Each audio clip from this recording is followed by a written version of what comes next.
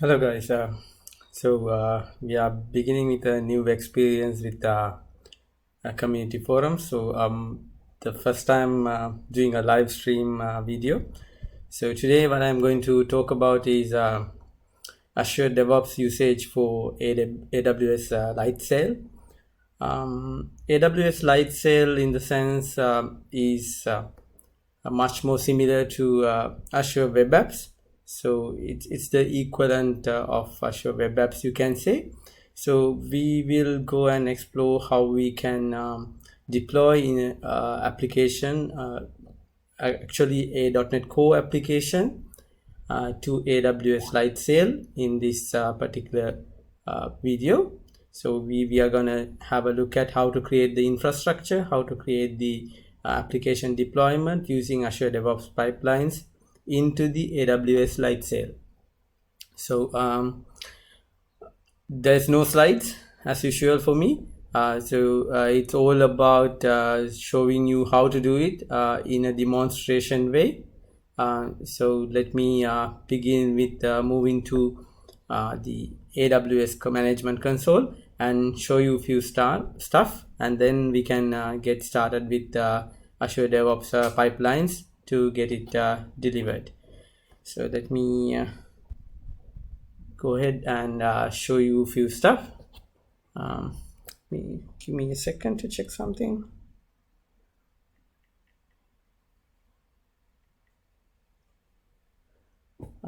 Okay, so let's begin this with AWS Management Console.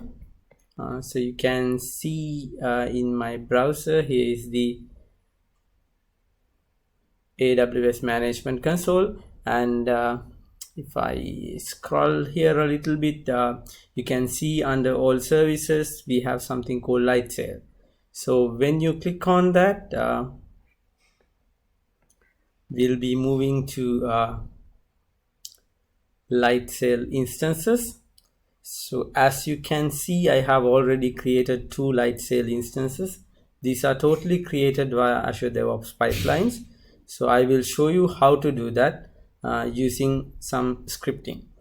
In order to do that, let's try to understand first what is a Lightsail instance. You can take it similar to Azure Web App or Azure App Service app. So if you go to create instance in this particular portal, where you can land will be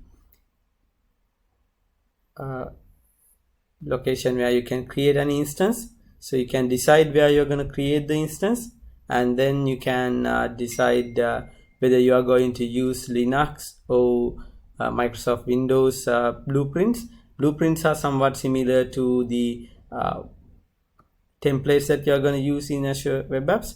So you can use a couple of templates here for Linux and for Windows as well.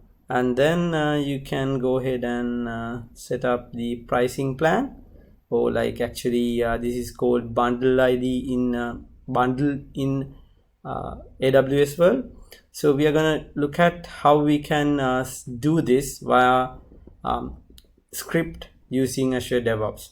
So doing those kind of script, we need to have an understanding on Amazon Web Services command line interface. So if you go and search for AWS command line interface, you will find there will be multiple information around all the APIs or functionality you can call, and all the command line commands and everything is available. There's a separate section for Lightsail, which I will search and show you in few minutes. But I will take you through a general set of commands where you can learn how to connect to this one. And when it comes to connecting this command line with AWS or AWS CLI with Amazon Web Services, what you have to do is you have to use a secret access key. So this access key and the access key token is required to make the connectivity. So where you can obtain that is in your account. Generally you will have something called access keys. So in your security area you can find the access keys and you can generate keys. So this way I have generated a key and I have registered it in my machine, and I have created a service connection in Azure DevOps using these keys to connect with AWS. So I'll show you how to create such a connection. If you have this access key ID and the access key value, which can only be seen once you create, you have to save it somewhere. So it's similar to when it comes to Azure DevOps, you know how to create a personal access token.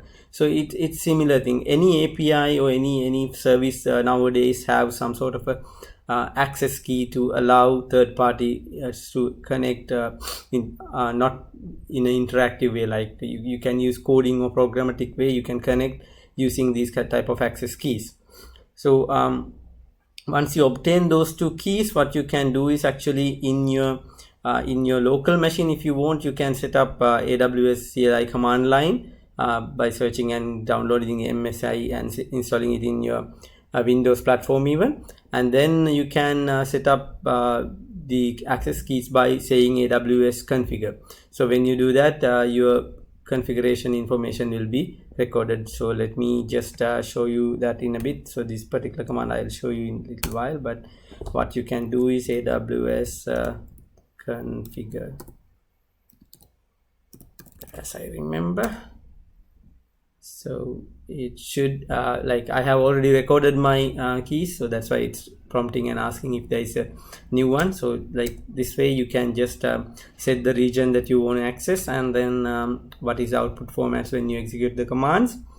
So once you set these things, it becomes available for you to use the AWS command line interface from your local machine. So this allows you to develop your scripts using PowerShell, or if you are preferring to develop scripts using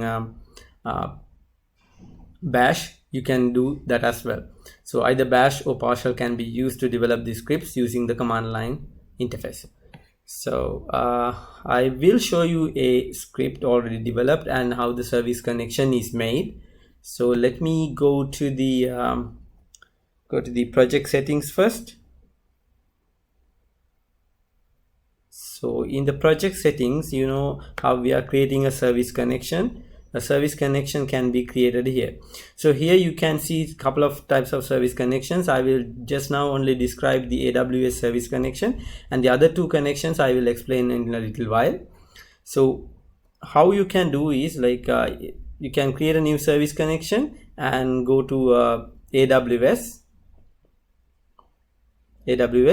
and say next and provide the information. So let me show you my current one. So it has the secret access key and the access key ID, and the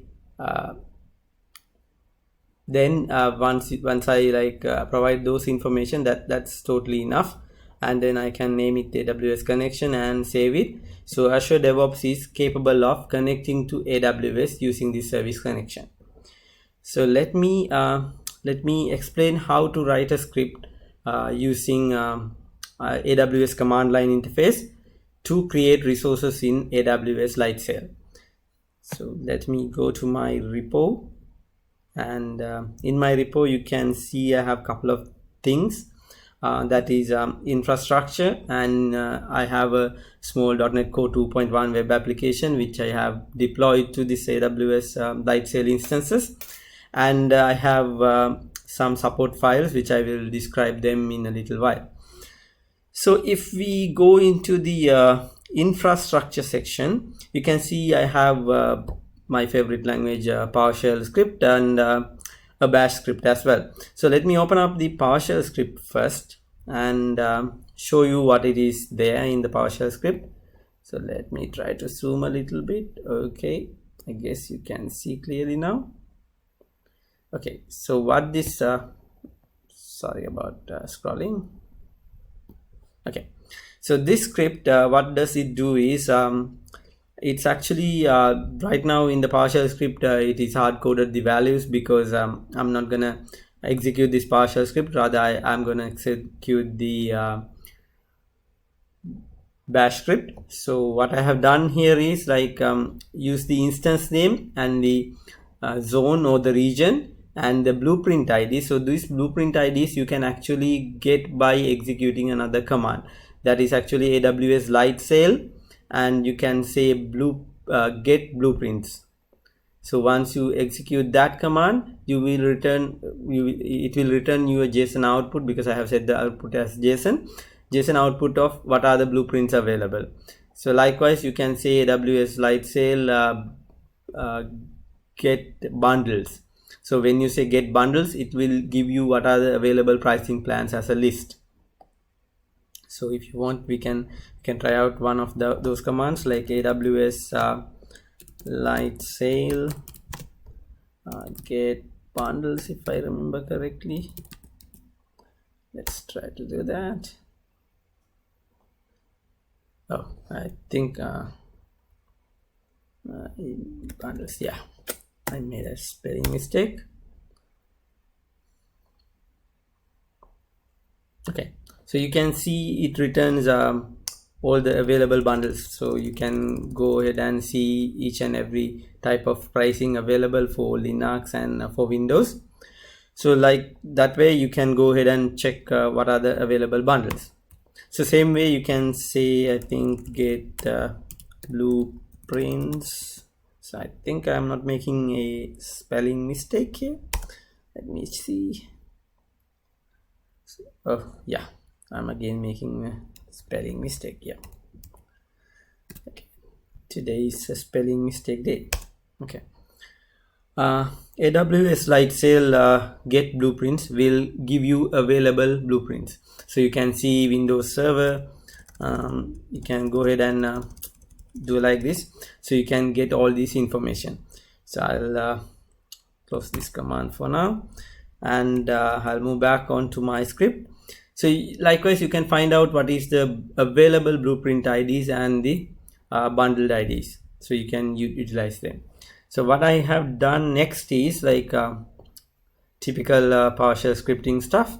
So here in this command, what we are trying to do is like get any instance available by this instance name. If it is already available, I'm checking whether the instance is null or not. So I'm making sure this one is not failing when it is executing, because it's set just before silently continue, and then if there's a failure to stop.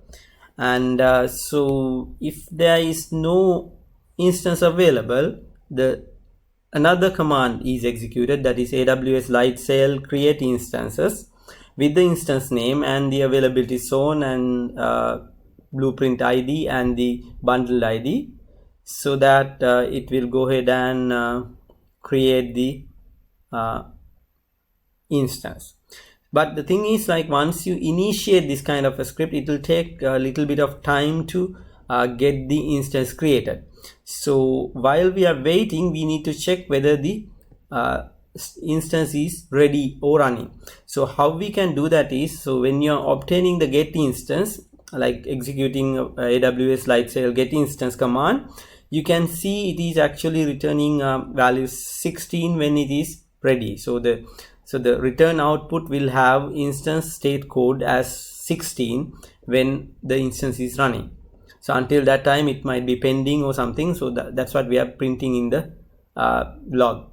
So this output can be printed in the in our logs, in our Azure DevOps logs as well, build or deploy logs as well. So here, like this same script, what I have done is I have added a bash script doing the same thing. Only difference is it is taking couple of arguments. So you can see it's taking in sorry about just flickering of my screen a little bit. This is actually taking again that 4 arguments as parameters, and then it is actually doing the same set of commands. Only difference is instead of using PowerShell, this time it's bash. So how you check null in bash is like using -z, and you can say the variable name, and it checks whether the variable is having null value. And when you want to skip the error, you can do this code part, like to dev, you can see this to /dev/null, so which makes the execution error goes away. If there's no instance available, there will not be any errors, but rather the variable will have null value. So once it is null, it means the instance is not there. So what we are going to do is we are going to create the instance, and once we create the instance, what we are going to do is wait until the state code equals 16. Same thing what we have implemented in PowerShell is implemented in bash here. So using this particular script, what we can do is we can generate a build pipeline where this script is output as a build output. So it's a basically very simple build pipeline, so I'm not going to talk about that much. So let me show you what does that build do. And this project is actually created as a public project in Azure DevOps. So any of you want to see this code later, you can actually log on to my URL, which I will share in the channel when in the video itself in the chat, so you can actually see that in as well. So this one actually what does it do is it's just copying my script files, the sh file or the bash script file to the staging directory, and publish that as a build output. So if you are using build drop as the output, that's fine, and if you want to create a NuGet package out of this, that is also fine. So it's up to you to decide the improvements, but this is done in a very basic way just to demonstrate you how it works. So this script is generated as a build output, and in the release pipeline what we can do is we can execute this particular script.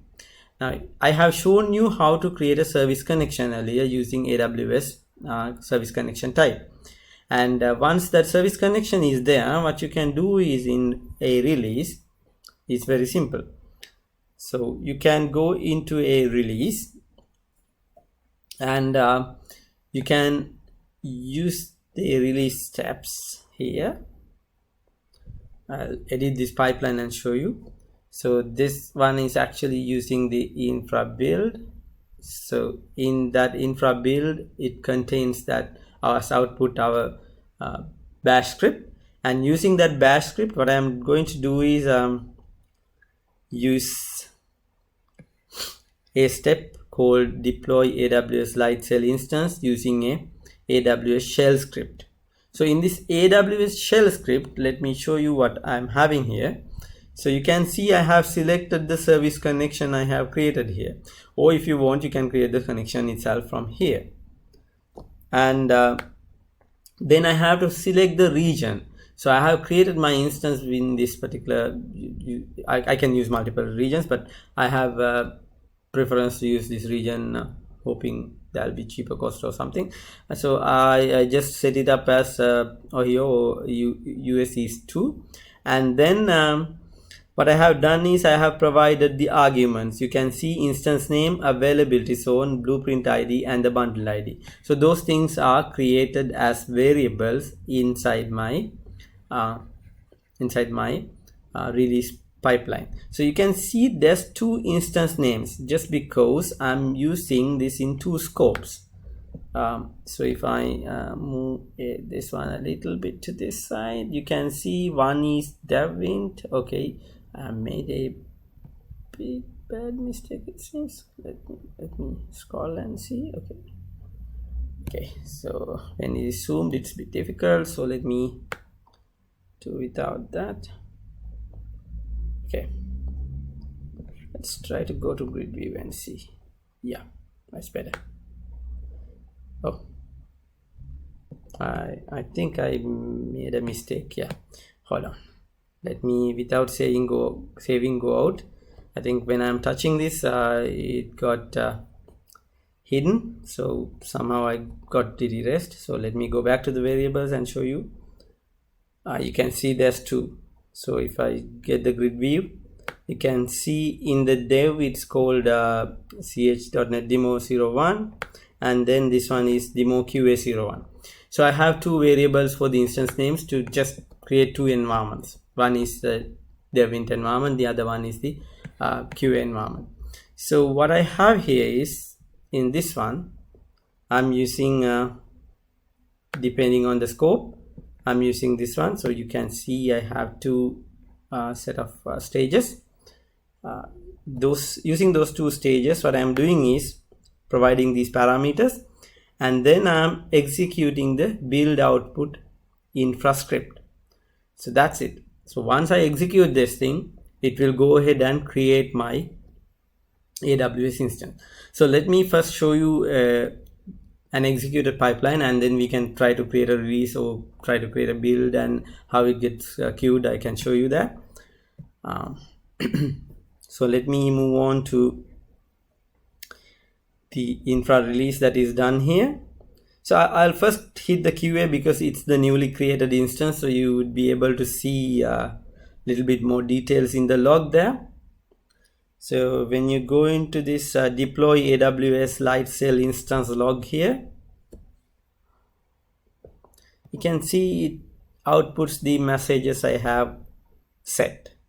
So you can see it's actually saying checking for the Lightsail instance, the QA, and you can see it's actually showing you the operation started. So the instance is actually started to create, and then you can see the status has started here, and then it's actually pending for a couple of seconds, and once it becomes running, you can see the state is recorded as running in the log, and the task exits. So that's how we can make it make an instance of Lightsail can be created via script using Azure DevOps pipelines. So it's, I mean, you can use any pipeline if you want, but this is how you can do it. So in Azure DevOps, you can find these AWS tasks, which you can utilize to do the easy connectivity between AWS and the Azure DevOps CI/CD pipelines. So this one, so if there is more instances of, I mean, already the instance is available, so I can show you that type of a thing in the dev instance. So you can see here what it does is it's just checking, and then it's finding its instance is available and it's running. So it's saying here the instance is available and it's running, so it does nothing.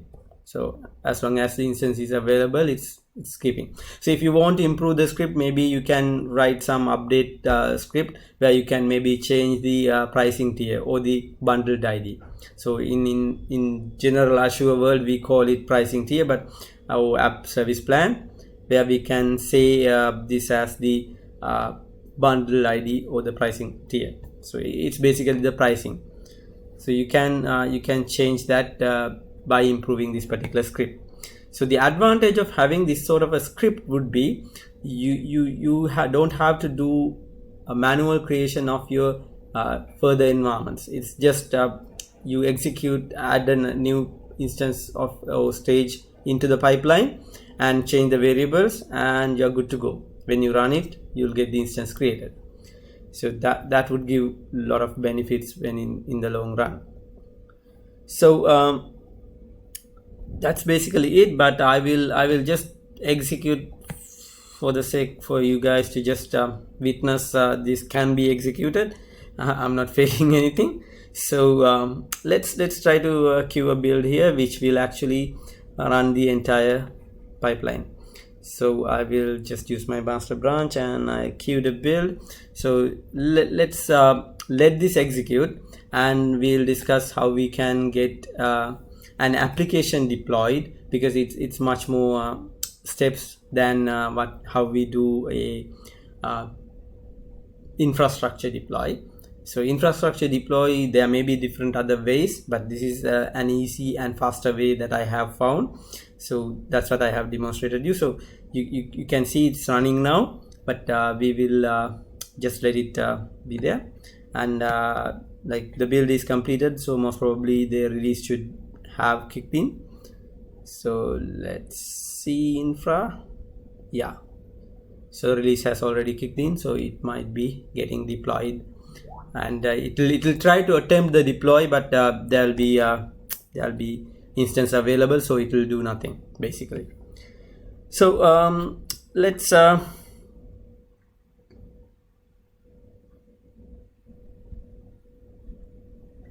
So let's move on and have a look at how to deploy a .NET Core web application into this Lightsail instance that is created. So in order to do that, first you need to make sure you have the connectivity to this Lightsail instance. So in order to, those connectivities can be obtained as SSH. So SSH connection can be obtained to a given Lightsail instance. So let me move back to my Lightsail instances. Now you can see there's two instances. So let me click on one of them, and you can actually, in the browser itself, you can just connect using SSH. So it's pretty simple. You can click that. But how do we do that from Azure DevOps? So in order to understand that, how to do that, you can get your the key, how the key is, private key is configured to access this in SSH. You can get it from the account page here. So if I click this link, it will take me to a place where I can download. Let me open it in a new tab and show you a little bit. So it will open up this one. So you can see you can download the existing key. So this one will download a PEM file, that is .pem file. So that file will contain your private key. So that private key is necessary for you to set up your connectivity as SSH to the instances. So in Azure DevOps, what you can do is you can create a SSH service connection. So SSH service connection can be used to do actions on your Lightsail instance. So what we have done is we have created a Ubuntu OS only instance in Lightsail now. So that one actually can be accessed via SSH using this private key. So how we can set it up, that is, you have seen my connections page. So in that connections page, what I have done is I can do a new service connection and create a SSH service connection. So if I go and search for SSH, sorry, I'm searching this wrong place. Okay, in SSH you can see, if I go next, you can provide some information, that is actually the private key and username, that is actually you can find from the AWS instance, that is Ubuntu. And you can find the private key by downloading it here and opening up that in Notepad if you're using Windows platform. So you can get that private key content and paste it in here, and then you can provide a name to your service connection and you can save it, and that's what I have done here. So I have created two service connections using SSH to my two Lightsail instances. So if you know how to do little bit of Azure DevOps REST API stuff, you can actually automate this part as well. So you don't, I have not done that, but you can do that as well, because there is a AWS command in Lightsail. Let me show you that command, which is saying AWS Lightsail get instance access details with the instance name and the protocol. So you can provide the protocol as SSH, and when you hit enter here, when you execute this command via a script, what you can do is, so after infra creation, what you can do is actually you can automatically obtain this, and using this JSON output you can actually get the certificate and the private key. You can see the private key, so this entire private key is returned, and the IP address and even the username. So all this information is returned by that command. So once you execute this particular command, let me stop and show you the command again. AWS Lightsail get instance access details, instance name. Sorry about that. So once you have that,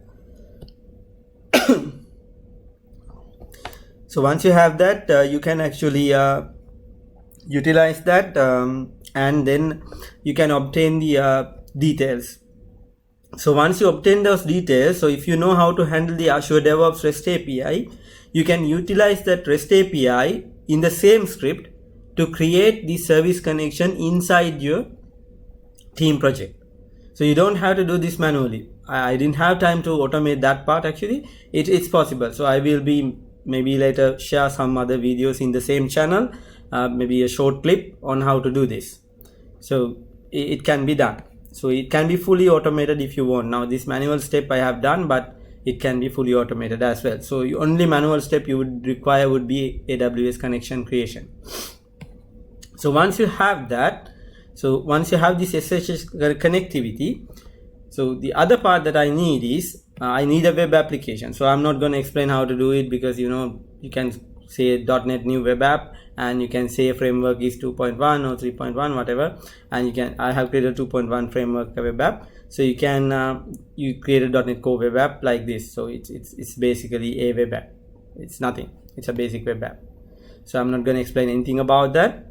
So I'll skip that part. But so I have a web app code here. So in my build pipeline, what I do is again a very simple thing. So all of you have done this type of build pipelines, I guess. But anyway, I will go and show you what is the build pipeline is doing.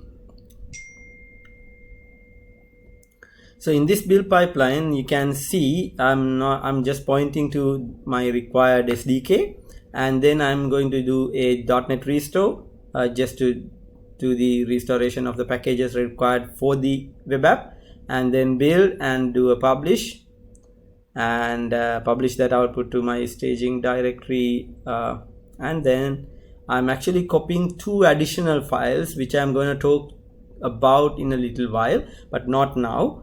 I will come back to these 2 files a little later, but I need them, so I will talk about them later in my release pipeline. I'll come back and visit these 2 files. These 2 files are available in my repo, so I have actually put it in the repo with a purpose, but I will explain that in the release pipeline.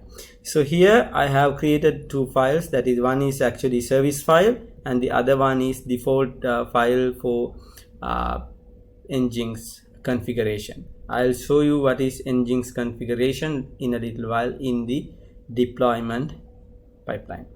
So so this all got together into a drop output, and that is what available in this build. So let me go back to pipelines and go to the output of this one and show you what is the output of this particular build.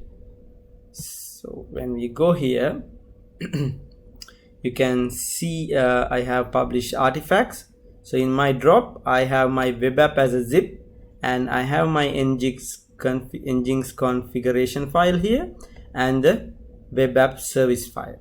So we can open up these files in my repository and have a look at them in a little while, but we will move on with this output into the release pipeline and try to understand what are the steps involved in the release pipeline to automate the deployment into Lightsail instance. Okay, so in my release pipeline, to deploy the .NET Core web app, so you can see infra is deployed to devint and it's there. So we can go ahead here and have a look at this particular deployment pipeline. So I'll take the devint instance, our stage, and take you through the steps. So here you can see you have a web application output connected as the artifact, and when you go into these steps, what you can do is utilize SSH. So this is actually SSH task execution. So what we are doing is we are using those SSH connections that we have created and executing some commands inside the Lightsail instances. So here what I am doing is first doing an apt-get update. So that is required. So you need to get it updated. So it will get the latest stuff there. And once that is done, what I am doing is installing the Nginx. So this is required to run your .NET application. So I'm setting up Nginx, and what I'm doing by F is forcing this, and yes is I'm using that to make it a silent installation. Otherwise it will prompt and ask, do you want to continue, and all those messages. So I'm saying -y to make it actually, so I'll zoom a little bit if possible. Yeah, I hope it's clear. So it's saying Y because it's going to do a silent installation. And as the next step, what I'm going to do is execute a couple of commands. So let me again, I'm using a SSH task. So you can see there are a couple of commands. One is actually I'm obtaining I'm using a Ubuntu 16.4 instance in Lightsail. So I'm actually using Microsoft dependency packs and everything. So I'm actually utilizing this one, and then I'm installing the required HTTPS and like runtime, ASP.NET Core and everything here. So you can see again I'm using runtime 2.1 because my application is 2.1 web core app. So if you are doing 3.1, you can do the 3.1 stuff as well. So that's what I am doing here. So I am setting it up using this one. So it's actually installed the required .NET stuff. So that can be done. And then what I am doing is I am actually using my web app output and extracting that into a folder. So I'm going to extract that into a folder. So once I extract that, I'm using a simple extract task here. And then I'm going to create the paths and permissions required. So let me move up a little bit. Again, I'm using a SSH task, and I'm actually doing some changes here. So you can see I'm creating the required web app folder here. So it's var www core2 web app. And then I'm making sure this one can be written. This folder is given with the written permission, write permission, write replace permission. If required to delete, stuff can be deleted. So that is what is done by this chmod 777 command. So that will actually make sure all the read write permissions are assigned. And I need to write some files to Nginx sites available folder, and I need to override this default configuration. So that default configuration file is set to override by this command. And then I need to make sure I'm setting up the service. So I'm setting up the ASP.NET Core services. So to do that, I need to make sure I'm allowing this location access in the Ubuntu instance. So this is actually Linux stuff and Ubuntu stuff. You can search net and find out how to enable a .NET Core application deployment in Ubuntu server. So same thing applies to the Ubuntu instance available in Lightsail. So these commands, I do that to allow the permissions and set up the necessary folder structure. So once I do that, I can move on, and what I am doing is here, copy the web app files over SSH. So there's a task called copy files over SSH. Again, I'm using the same SSH connection, and I'm using my web app files, and I'm deploying all the content of the web app files into the target folder of my web app in my Lightsail instance. So this is what I'm doing. In advanced options, what I have done is I have set it to clean the target before deploying and override. So I don't need both, but anyway, I did. Okay. So it will actually deploy my web app into the Lightsail instance. So once I deploy that, I need to make sure my Nginx config is set to proper setup. So what is my Nginx config? So let me show you that Nginx config now to give you an idea. So here in my support files, I have something called default here, which is the Nginx config file. So so we have about 20 more minutes, I think, so I'll go a little bit faster. So this one is actually having the information that needs to start the web app. So you can see the root is set to my application root, and then I have set up as a proxy into localhost 5000. So this is actually running inside that Lightsail instance in localhost port 5000. So that's how it is set up. So it's set up to run that. So this Nginx config should be replaced in the Lightsail instance. In order to do that step, what I am doing is copying this file from here in this particular folder in my output, build output. I'm using that default file and putting it in the instance, Lightsail instance. That's what I'm doing here. So since I have set up the permissions necessary in the previous step, it allows me to override this file. Okay. And the next step is I need to make sure my web app service files are copied. Now web app service file, again, the file is something like this. Let me go back to the files and go to the support files and show you what is the web app service file contains. So here it explains how to route into the web app and host it. Okay, so you can see how it is connected between the web app and the how it runs and the other configuration information, like user is Ubuntu and the environment is ASP.NET Core environment. So you can see all this information, the configuration information. So you can learn about the details of these things in the internet. If you do a search for config file, service file which is required to run Nginx, you can find the documentation. I'm not going to explain in detail, but this is required for you to get the service up and running. Okay, so once you have all these things set up and copied, then the next step is enabling the .NET Core and you can start your service. So what we are doing is simply enable the .NET Core web app service and start the service and checking the state of the service. So it should say it's up and running. So once that is done, I'm gonna just restart the Nginx. Sudo service Nginx restart. So there are options like without restarting to get these deployed and all those stuff. We can go and further experiment about those things as well. But what I have done here is I have done another additional step because I noticed there's a little bit of not refreshing thing, like when I do make a change and my pipeline executed, I don't see the change reflected in the my website. So I made sure my Lightsail instance also restarted. It's like if you are restarting our Azure web apps, same way we can quickly restart Lightsail instance. So I'm doing a rebooting here. So I can just say AWS Lightsail reboot instance and I can provide the instance name. So that's what I have done here in the release pipeline. So what we can do here is I will show you how it works first. So I have already deployed, so you can see I have two instances, that is my .NET QA1 and the demo one. So you can see that I am actually having two instances. Now you can see this IP. So if I am using that IP and say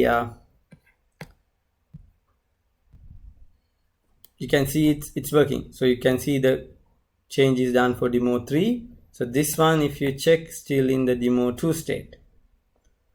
Oh, okay, it's also deployed. Fine.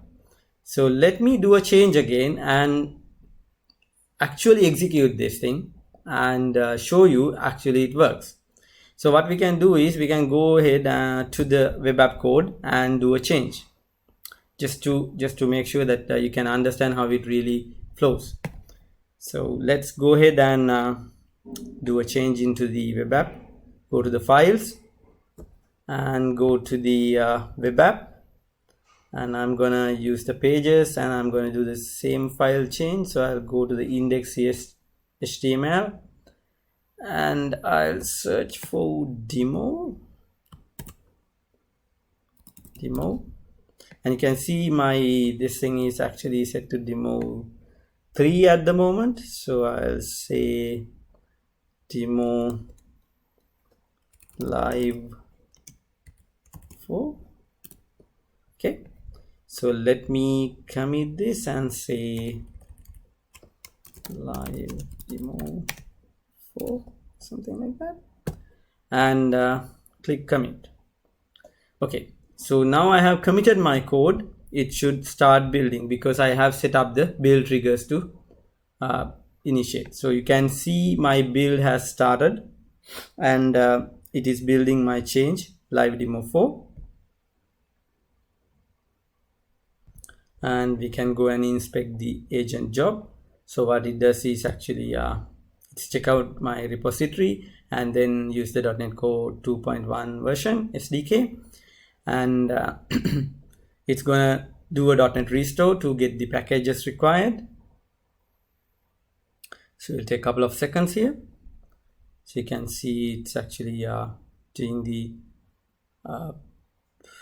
restoring, and we have to wait.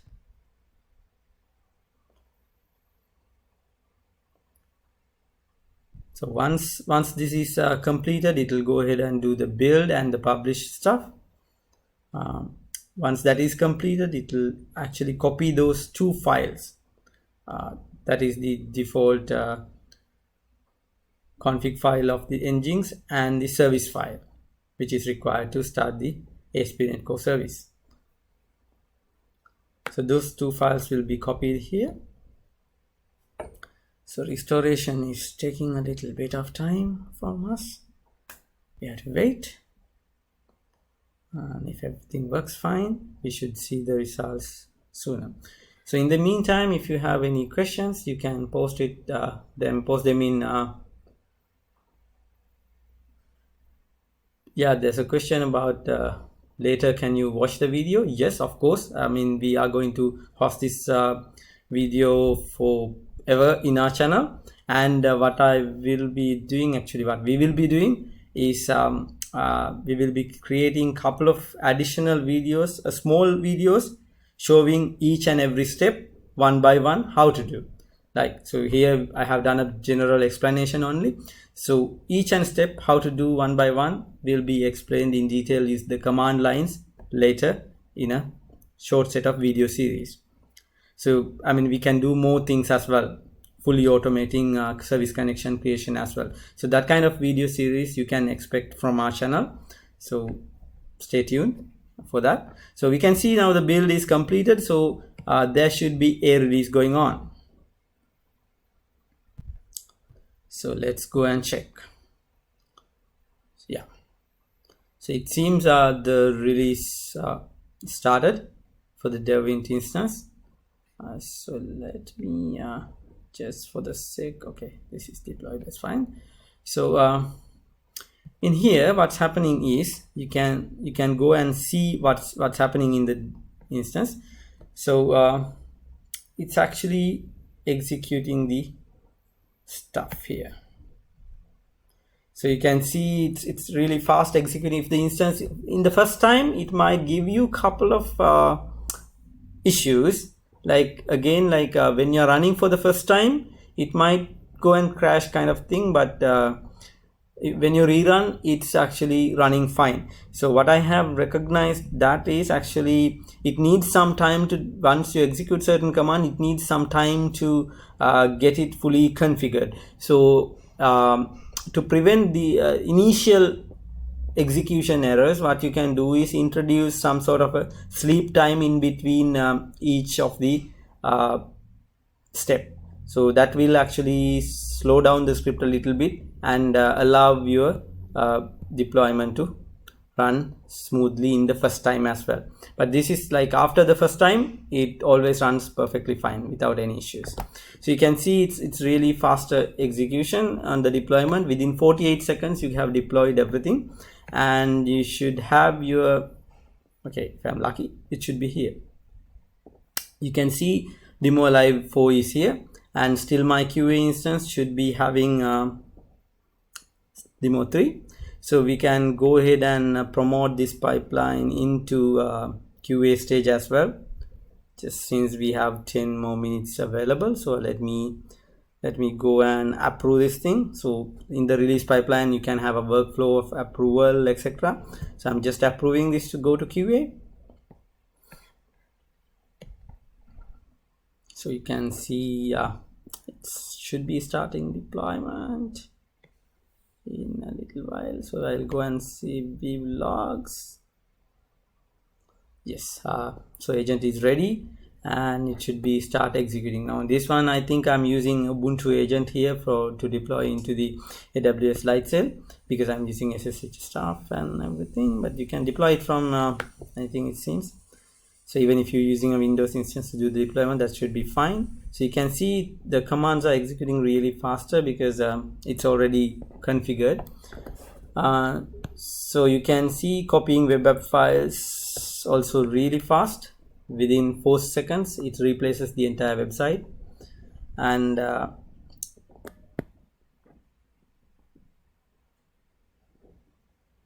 so it's actually restarting or rebooting. So once the rebooting is done, you should be able to see our QA also getting updated with the live demo site.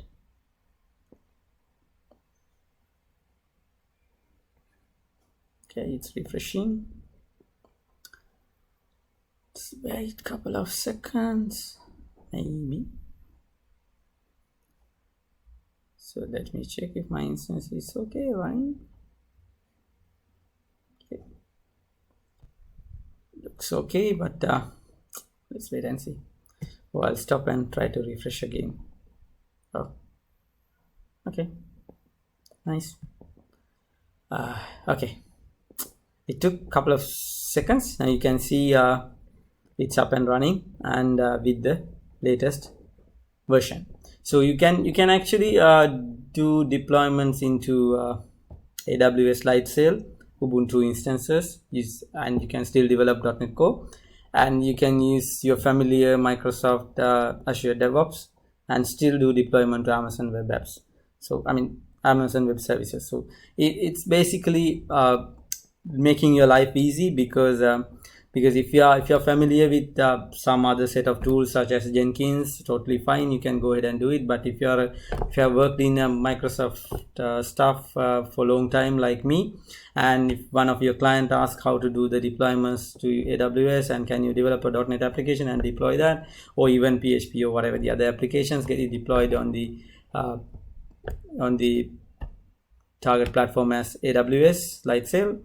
So what you can do is you can utilize your familiar tools such as Azure DevOps and implement, build and release pipelines. So if you guys have any questions, I can answer, or like don't see any questions still. So only question is like, can we watch it again and again? Yes, for sure. So I think we are about 10 minutes ahead, but since everything worked fine, and since I have explained everything to you, I will just share the URL of this particular team project, so you can actually go and see this code. So remember, I have created this as a public project, otherwise I will make sure it's a public project. So you can see I'm copying the URL and I'll do some action which you can't see. Okay, so let me paste the example. So this is the example project, so you can have a look and learn how it is done. And don't execute the releases, because I might be taking off these instances, so if you want, execute one time and see that, but I might be taking off these instances in a little while. However, like if you guys want to learn how it is implemented and take the code and everything, you can get it from the URL I shared. So thank you for having a look at this video streaming, and hope more people will view afterwards. So like we will be making this available forever, and we will be continuing to release multiple videos sooner. So thank you, and wait for another great session in next month in our forum online, and we will continue face-to-face sessions as soon as possible in Sri Lanka. So we have to wait until this COVID situation gets cleared. Once that is done, we will start doing our normal sessions, as well as still we will be continuing these streaming sessions as well. So thank you, and bye bye.